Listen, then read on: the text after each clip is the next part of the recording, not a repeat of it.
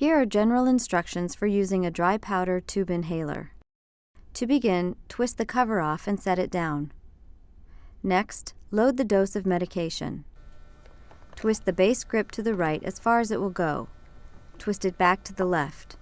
You will hear a click, which means it's ready to go. You don't need to shake the inhaler.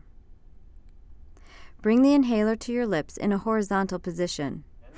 Put your lips over the tube and take a quick, deep breath. Continue inhaling quickly and deeply. If you need another dose of medication, repeat the previous steps. If you accidentally blow into your inhaler after loading a dose, start over and load a new dose. The tube inhaler is designed to deliver one dose at a time. When you are finished, place the cover back on the inhaler and twist shut. Keep your inhaler dry and store it at room temperature. Your inhaler may come with slightly different instructions. Ask your doctor for a demonstration.